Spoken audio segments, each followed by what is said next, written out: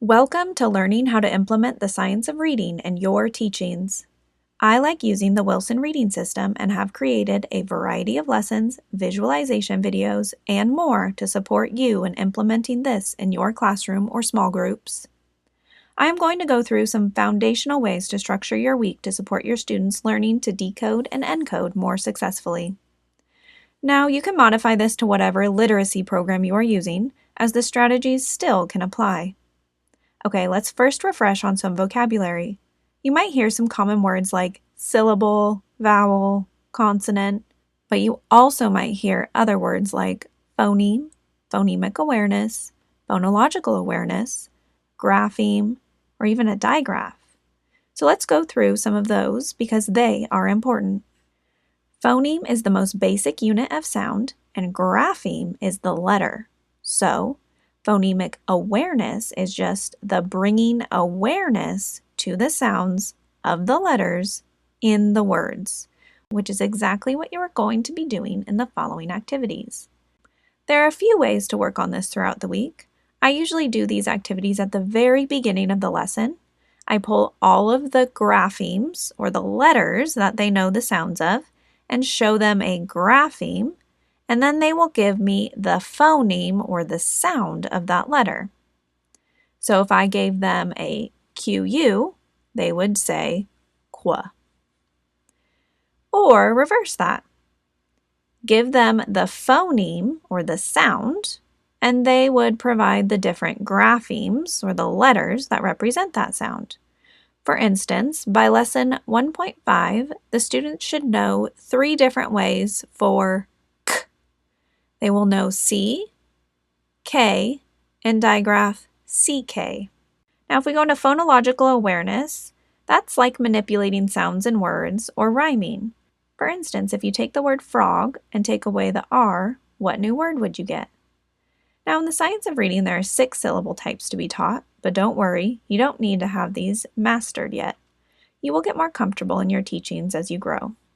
The first few levels focus on closed syllables and closed syllable exceptions, and there are strategies and videos to help you with teaching various patterns.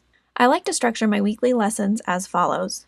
Monday is focused more on explicitly and directly teaching the weekly phonics pattern. This is where you will spend the most time introducing and using multisensory strategies to build connections with the pattern. The students usually are decoding on this day. Tuesday is also focused on practicing and using those multisensory strategies to really solidify understanding the weekly phonics pattern. This day is usually focused on practicing encoding or spelling the weekly rule. On day 3 or Wednesday, this is a great day for fluency practice. For small groups, I usually have students do some independent practice while I pull students one-to-one to listen to them decode their new and already learned patterns. The series starts with just words, then builds to words and sentences, and then adds in decodable passages.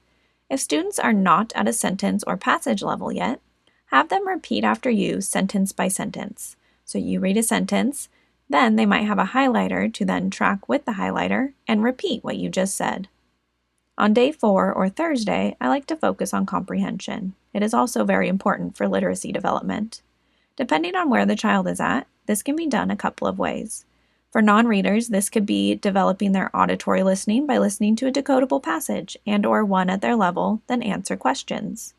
For individuals that can read with their learned patterns without much support, have them read a decodable themselves and answer questions.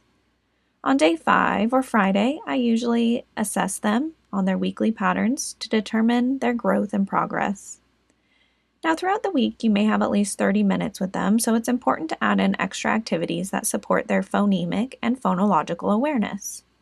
So take some time, like 3 to 5 minutes, to do small activities throughout your sessions that focus on some of the following skills: letter reversals, rhyming, deleting and adding sounds to words, listening to the teacher say a word and the student segments the sounds. So like if I gave them the word cat, they would say k, at. Or you could reverse that, and the teacher says the sounds of a word, and the student has to blend it to make a word. So if I gave the word sit, I would go s, it, and the student would blend to make the word sit. Some other activities might include organizing vowels and consonants, maybe organizing syllable types that they have learned, listening for the beginning and ending sounds and identifying which letter is being said, especially for those trickier sounds like TH and F or SH and S. And another one might be listening for a vowel in the middle of a word and identifying which vowel is being used. And of course, any other skills you see a child struggling on. Just take a few extra minutes to solidify the error. A little time now goes a long way in the future.